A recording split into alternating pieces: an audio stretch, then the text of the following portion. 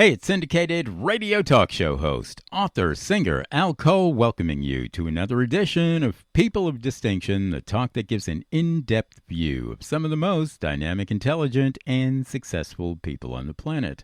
I come from CBS Radio. My shows are nationally syndicated, and I've helped pave the way to treating women, guys too, with the dignity that they deserve, and I do that through my show, People of Distinction. People from all over the country, parts of the world coming on, talking about how their professional achievements have helped to elevate our human family. Yeah, and I want you to go to my website, peopleofdistinction.org. Check it all out. You can hear my shows there, and you can also see some of my alliances with Ariana Huffington of the Huffington Post and the Thrive Global Network that draws millions. Whole bunch of other things, and of course my shows are aired through Apple's iTunes radio network under their professional news talk division, airing CBS shows, Fox News, NPR, BBC, C-SPAN. So the best talk in the country around the world on Apple's iTunes radio network, and I'm also a national media consultant, which means that I help people to understand how to interview better. Yeah, and make money at it too. Move their books, their coaching programs, speaking, whatever they're doing, products and services, and interviewing is one of the big ways to move that. Understanding core messages and also understanding professional networking. Yeah, I teach people content development and contact development as well. A lot of important things to move whatever they want to move more effectively and profitably, becoming entrepreneurs of what they want. And if you want to email me on anything that I do, hey, email me at alcoholic@gmail.com. You heard me right. That's ALCOLEHOLIC@gmail.com. And I really want to thank my CBS radio listeners for coming up with that handle, Alcoholic. Seems like from day one my listeners have been saying, Al, we love what you're doing there, brother. In fact, we're hooked on it. We're alcoholics. And I'm also a New York Times bestselling author with Chicken Soup for the Soul. Chicken Soup for the Soul is distributed by CBS's Simon & Schuster, so we keep it in the family that way. Coming up, a guy who, well, I'll tell you, he's into the future. Almost. His name is Sean McQuade, and he's written a stimulating book called Almost Tomorrow. All right. Now, I know that my listeners really love things that talk about tomorrow, the future, ongoing things like that. Now, put on your thinking caps, because actually, a lot of the book goes into the past. Nothing wrong with reviewing the past, too. History. We learn from history. You know that? All right. So we're going to learn a little bit from Sean about this history that you probably don't know anything about to begin with. But it might make a big difference on our 2019 directions, understanding of what world we live in. Now get this, people. What might have happened to a portion of approximately 1.5 million people, that's a lot of people, who were murdered or killed during the pre-partition of India. And that was around 1947. That's one of the things that Sean is going to put some focus on, and some other things as well. Now, history is an important factor to how we move forward intelligently. When we're talking about people being murdered or killed, I don't think anybody really wants that in our society, although it never went away. From time immemorial, there have been wars, there have been people who have been killed, murdered. Whoa, got to stop that stuff. And how does the pre-partition of India around 1947 focus into all of this stuff, people? All right, now we're going to listen to Sean. He's going to fill us in, and he's going to fill us in on a lot more than just that with his book, Almost Tomorrow. And I want you to run to Amazon.com and order that book. And Sean will tell you other places that it's available too. And I will say that Sean was brought to me by a great publishing house, one of the best in the country and around the world, Parchment Global Publishing. And if you have a book that you want to move, well, move it with Parchment. Go to Parchment Global Publishing. gmail.com. Welcome, Sean, to People of Distinction with Al Cole. It's a pleasure to have you on today. How are you, Sean? Yeah, fine, Al, and thanks very much for that beautiful, fantastic introduction. And, Yeah, thank you. Almost tomorrow, yeah, it is really a tremendous insight into what people had gone through during the partition of India and thereafter as well, right up through the modern day. Now, let me ask you a question right from the get-go, Sean, to put it in the right sort of direction for my listeners. The pre-partition of India, I don't think a lot of my listeners know about that. And the terminology is, kind of elusive to our time, I believe. Let me ask you a direct question, and then you can take it and run with it. In your book, Almost Tomorrow, when you talk about the pre-partition of India around 1947, why would that be relatable to our time in any way? I know it is, and I want you to put the focus on how it is right now, Sean. How is it relatable to our time? Well, the way I see it is countries have been ruled by, like dictatorships and by colonization over the periods. This particular one, India and Pakistan as we have it today, and also Bangladesh, the three of those countries, which are now independent countries from each other, they had gone through, after the World War II, they had gone through tremendous periods of strife. And then you obviously had the British, where they were leaving India. It left India in turmoil, where people had to fend for themselves. And this is, as I say, 1.5 million people on the border between India and Pakistan, literally, met with their, destinies and so on, So as to say how it relates to today, if you look at it, the Middle East and you look at all the other countries around, I think a lot of those countries are going through similar, like Syria and so on. So it's kind of, even though it was in the past, 1947, it is up to date with this day, like even what's just happened recently with Turkey and Syria and the Kurds, you know what I mean? Now, isn't that something? It relates to things that are in the news in the United States and around the world right now. We're going to go into a few other things about your book Almost Tomorrow, but now sticking with India, around 1947, and 1.5 million people murdered or killed at that time.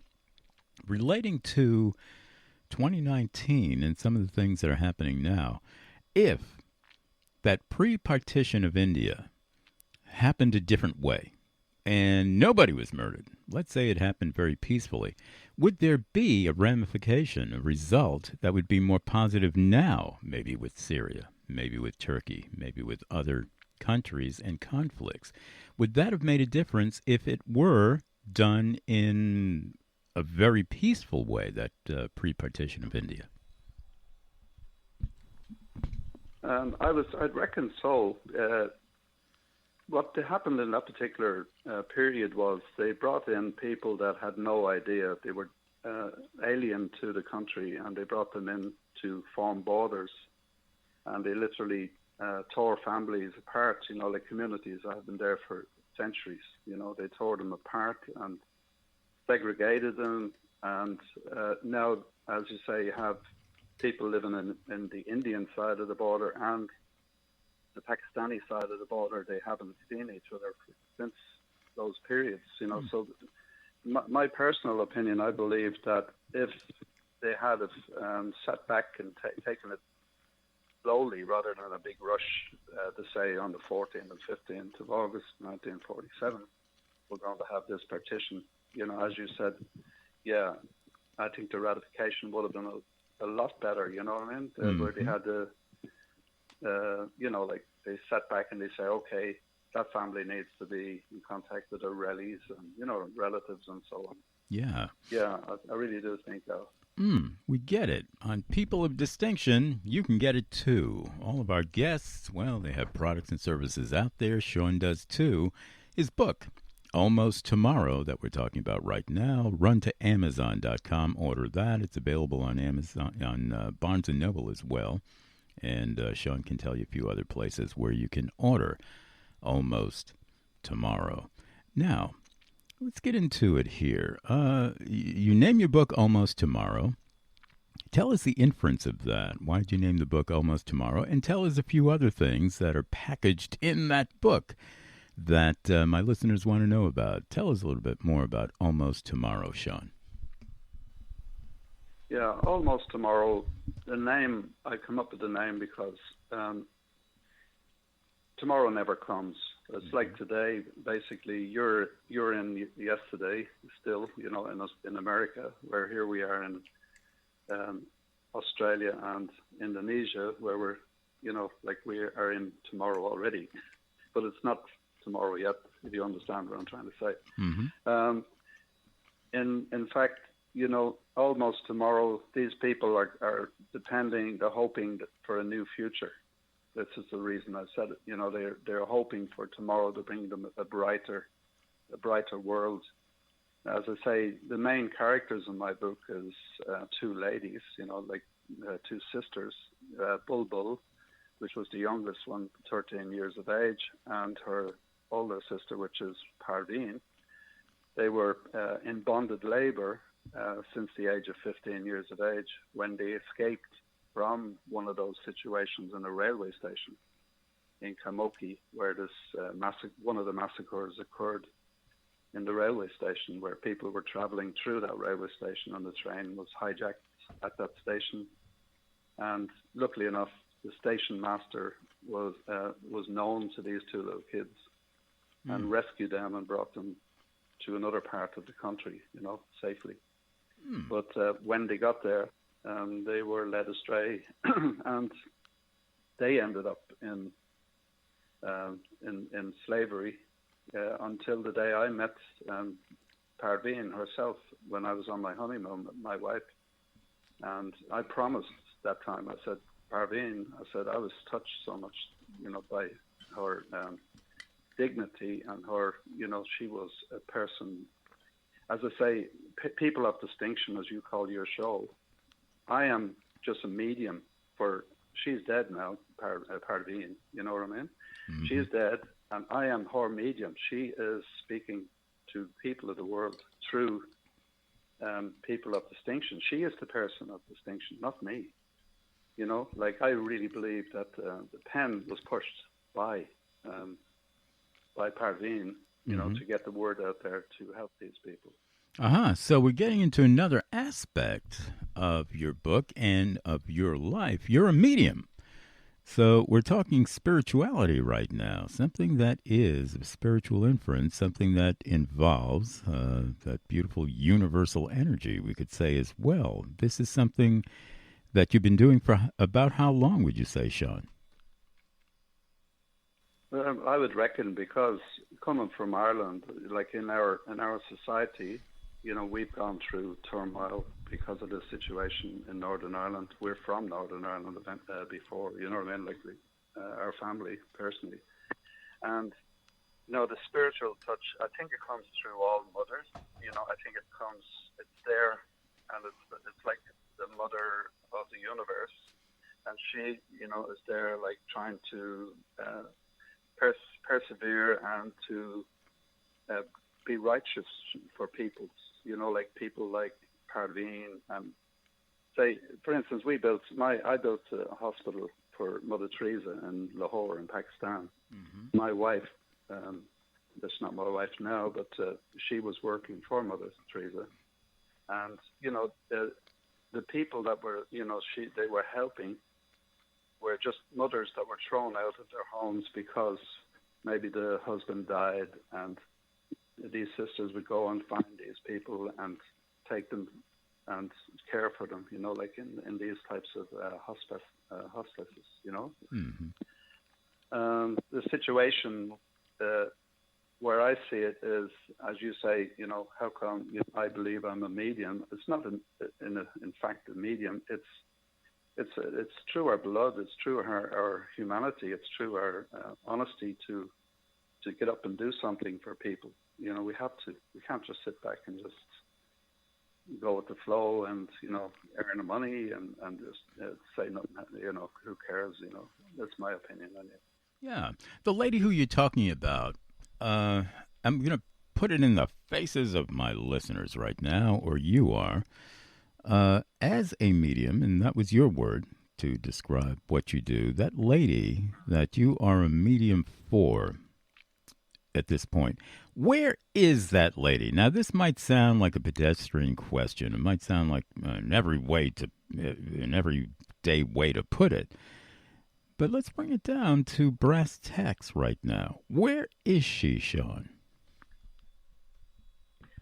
Parveen is probably in the universe pushing us to do something for the people that's left behind in our families and in the other families in Pakistan and India and around the world that are part of this global manipulation of the poor, you know what I mean? Where you have Parveen, and now there's a beautiful lady that she had been 20 years in bonded labor, and she has broken free from her captives, literally captivated by shackles on their feet, and they're not allowed out or go shopping or do the normal things that we are used to doing in our society. And there's a beautiful lady. She broke free, and what she is doing now in Pakistan, she is rescuing families and bringing them to a different part of the country, putting them into schools, the kids into schools, finding jobs for the adults, and even finding them a home, you know. And this is basically where I see myself in my book, and I see where we can, you know, like get out there and get in there and help these people out, you know, and not in a handout type of situation, but physically by bringing it to the forefront of the media. And for instance, we have Imran Khan now. He's the Prime Minister of Pakistan. You know, hopefully he sits up and pays attention and gets out there and does something for these people too. You know what I mean? And I want to try and highlight it through my book. Yeah. Now, I'm going to make a reflection on that. Sean is talking some real sense here from two pathways of life. And I'm going to make a reflection on that right after you, my listening audience, get a chance to order his book, Almost Tomorrow. Go to Amazon or Barnes & Noble and order that great book, Almost Tomorrow. On People of Distinction with Al Cole, we hear about the great books, and we have the great talk. My reflection here with what Sean has been talking about in his book, Almost Tomorrow. There are two pathways here. Now, there could be 100 and, there could be, 1,000, a million. Everybody has maybe a different sort of pathway to the truth. Truth is one. And almost tomorrow means that, hey, yesterday, today, and tomorrow are all merged in some sort of time warp, you could say, a linear time that actually is distilled into what we call everyday life that we don't see as being spiritual. I'm going to put it this way. When we talk about history and we talk about murders, killing, revolution, and then in the same breath, we can talk about spiritual enlightenment. We can talk about, wow, how we are all bonded together through love. We can say both. To be spiritual, in the finest sense, I've always thought, is to have a social consciousness as well. One cannot exist without the other here on this planet. Other planets might be different. But on planet Earth, we know that strife, generally, can only be overcome through love. And love does not exist in any sort of vacuum here on this planet. Love exists within relationships. And we could talk about our very finest family relationships, our relationships that we have with our spouse, our children, mother, father, the sister, brother, and the best friend too, etc., etc. The first relationship that we have, people, is with ourselves, to ourselves, about everything that we perceive as being consciousness, awareness, self-awareness. As we develop a greater sense of self-awareness, we know that we're not alone in this world. We know that everybody we come into contact with has an awareness of their own that might be a little bit different from ours, but the common denominator is everybody has loved somebody sometime. And that ain't a platitude, people. That's the truth. Nobody lives a 100% loveless life 100% of the time. And if we value love, as we say, love is the most important thing, or love orientation is the most important thing, well, we have to honor the love that other people have had for the people that they've loved and the things that they've loved. And as we do that, we have to have a social consciousness, a way to provide that love and the protection of that love to other people. And so that's why Sean started out almost tomorrow in our conversation with the pre-partition of India in 1947. And how many people were murdered or killed, and how that has an impact on today's world, maybe with Pakistan, maybe with some things that are going on in Syria and Turkey, etc., etc.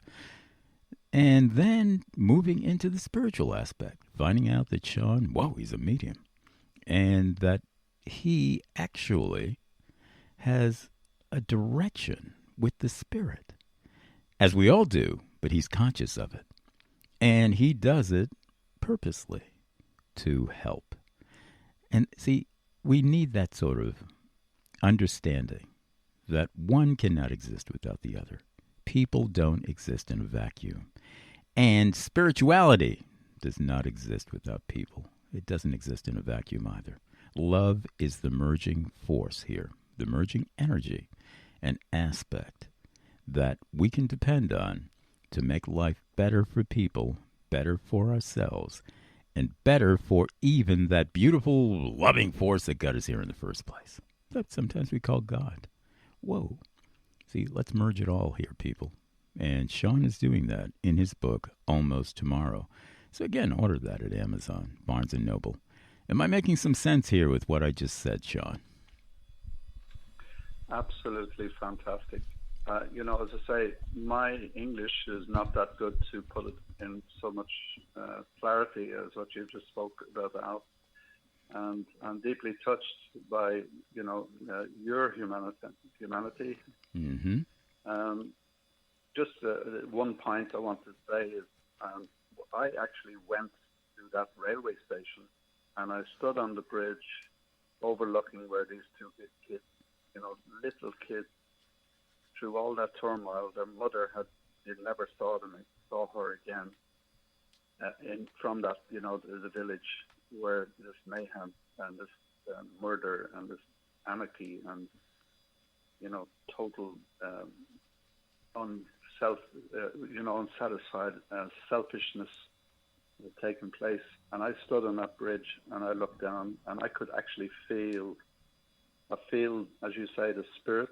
Mm-hmm. I could feel those people saying, "Hey, Sean, come on, you can get down there and do something, for the who's left them belong to their relatives." And so, you understand what I'm trying to say? Yeah. I think that they, I could feel the warmth and the motion and the soil, the earth of the green grass there was there. You're saying to yourself, my God, that's growing because of those people that died there. Their blood has brought this wisdom to me that I can go out there and try and share it with other people so that they, we become better people together, worldwide, not just me. And, it's great to write a couple of, 300 pages or so, and then you just reflect on it and you just say, oh, look, I've got this beautiful book.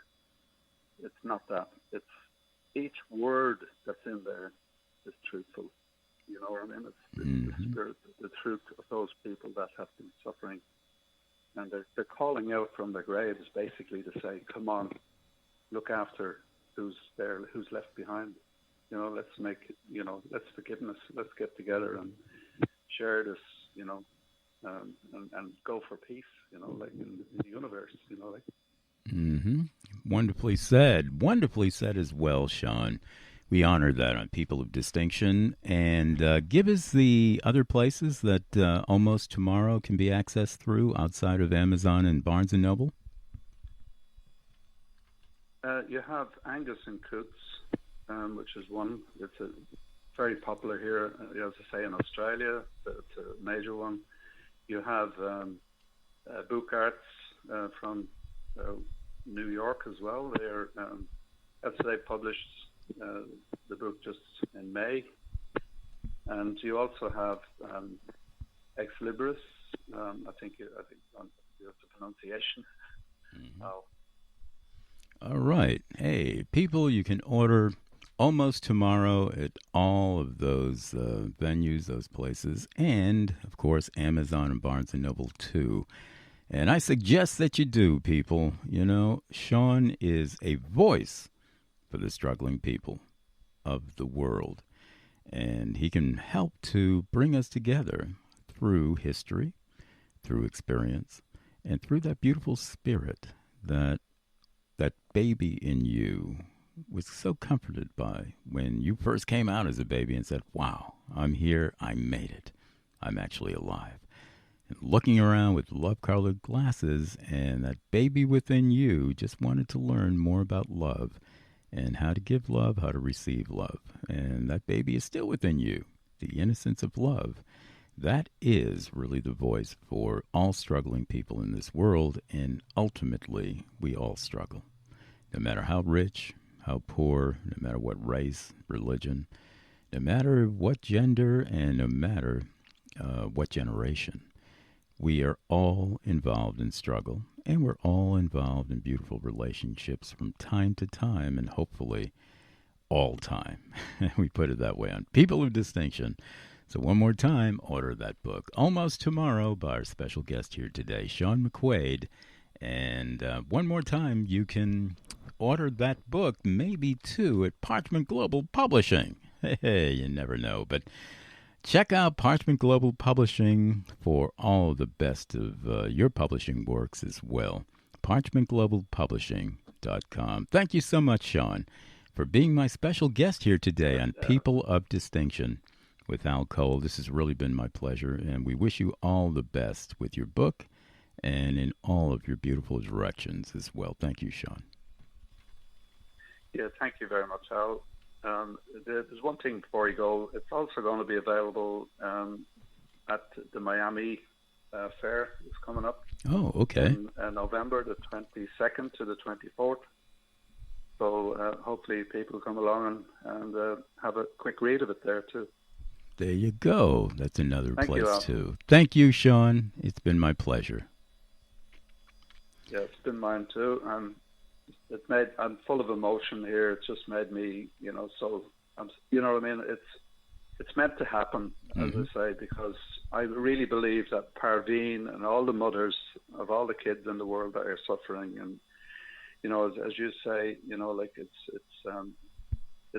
it's emotion. It's the goodness of the world against all these evils is pushing people like me to write and other people to write. You know what I mean? Yeah, absolutely. Yeah, and now, like yourself, Al, when I listened to your show, I was introduced to you through Megan.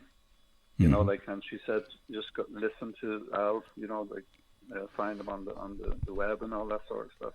And when I did, Al, I was touched so much by your presentations and the people that you interview and so on. Well, thank you. It's been my honor to talk to you. Yeah, my honor too to speak with you.